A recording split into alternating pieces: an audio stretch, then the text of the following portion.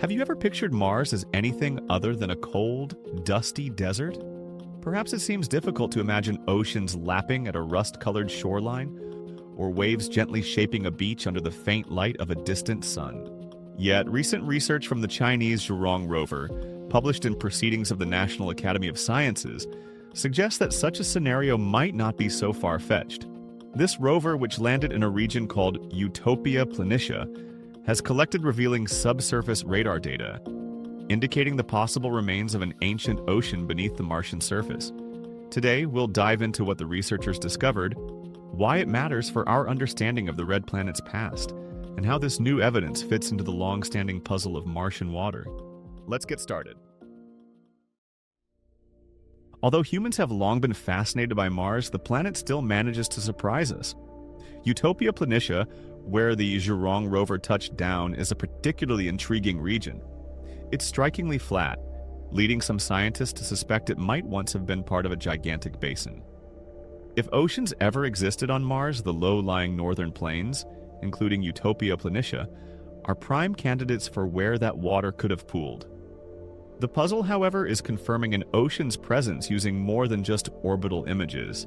That's where the Zhurong rover's subsurface radar, known as ROPR, Rover Penetrating Radar, comes into play. ROPR works somewhat like an X-ray for the ground. It emits low-frequency radio waves that penetrate the surface, bouncing back when they encounter different layers of sediment or rock. By measuring the return signals, scientists can piece together a vertical slice of the subsurface. In the newly published study, the team behind Zhurong processed these radar signals extensively, removing noise, correcting for topographic variations, and mapping out the signals that appeared at depths of around 10 to 35 meters. What they found was extraordinary. More than 70 distinct angled layers showed up beneath the soil, all sloping in the same general direction, northward. On Earth, you often see such angled or dipping layers in coastal environments, where wave action and tides deposit sediment in relatively uniform sheets. Over time, these sheets stack up, creating a predictable pattern of layers that gently tilt toward the ocean. The fact that Zhurong detected a similar pattern in Utopia Planitia suggests a comparable process, only this time happening on an ancient Martian shoreline instead of a terrestrial one. To understand why scientists concluded these dipping layers represent coastal deposits, it helps to think about what other possibilities were ruled out. Lava flows, for instance, can create distinct subsurface structures, but their layers typically have higher dielectric values, which radar can detect, and don't appear in neat parallel strata. Fluvial or river-deposited sediments can form dipping layers too, yet they often exhibit channels or abrupt shifts in angle, none of which showed up in the radar profiles. Wind-blown dunes, another possibility on Mars, create crossbedding that changes direction more erratically than the consistent, unidirectional slopes Zhurong observed. It was the similarity to terrestrial beach ridges, the uniform tilt angles, around 6 degrees to 20 degrees, and the absence of channel-like features that led researchers to the coastal explanation. On Earth, we see almost exactly these conditions in places like the Bay of Bengal or other well-studied coastal zones, where ground-penetrating radar reveals repeating layers of sand deposited by waves and tides. By comparison, the Martian data matched up startlingly well. Moreover, in an oceanic or large-scale lake scenario, you'd need a stable supply of sediment. The researchers suggest a river or longshore current may have fed the area with enough material to create the layered buildup. Because the Zhurong rover's radar covered over a kilometer of terrain, without finding a break in these dipping layers, it implies a persistent coastal environment, rather than a short-lived puddle from melting ice or a sudden flood event. This discovery aligns with a long-debated hypothesis that the northern hemisphere of Mars once held a substantial body of water, potentially large enough to be considered an ocean. If true, that means Mars had a dramatically different climate several billion years ago. For waves and tides to deposit sediment, you need not only liquid water but also a thicker atmosphere to keep that water from instantly evaporating in the planet's weak gravity and present-day cold temperatures. During what geologists call the late Hesperian period, Mars might have enjoyed conditions warm enough to sustain an ocean for millennia or even millions of years. From a scientific standpoint, water is key to habitability. If Mars maintained a stable ocean environment for extended periods, there may have been enough time for microbial life, or at least the complex chemistry leading to life, to gain a foothold.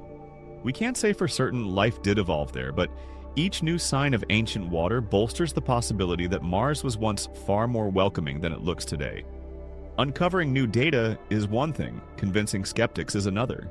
For decades, planetary scientists have been divided over the so-called shorelines visible in orbital images.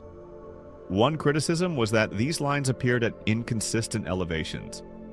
Another was the possibility that volcanic activity or tectonic shifts might have warped the terrain, fooling us into thinking they were beaches.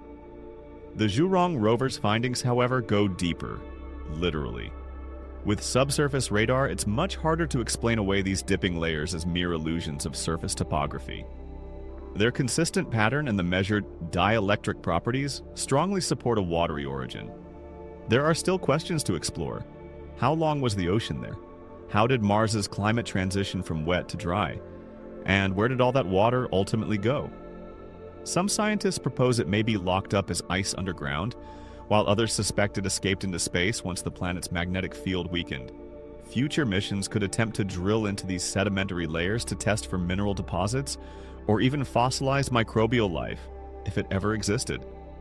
As we continue to peel back the layers of Mars, sometimes quite literally, we discover a world that is far more dynamic and Earth-like than our early, naive visions of a lifeless, barren planet. The Zhurong Rover's radar images of dipping subsurface layers in Utopia Planitia offer some of the most convincing evidence yet for an ancient Martian ocean. They evoke images of gentle waves rolling in a distant epoch when the red planet was neither as cold nor as dry. Ultimately, these findings do more than confirm a watery past. They deepen the mystery of whether life could have thrived in those ancient shorelines and what processes turned Mars into the frigid desert we see today. With every new rover, orbiter, or lander, we refine our understanding of this planet's complex story. Perhaps one day we'll not only learn if microbes swam in those ancient seas, but also realize the grand extent to which Mars parallels our own planet's tumultuous journey. Until then, the knowledge that Mars may have been a beach-bearing world opens our eyes to how astonishingly diverse and surprisingly familiar the solar system can be. For more such updates, subscribe to Amazing Space.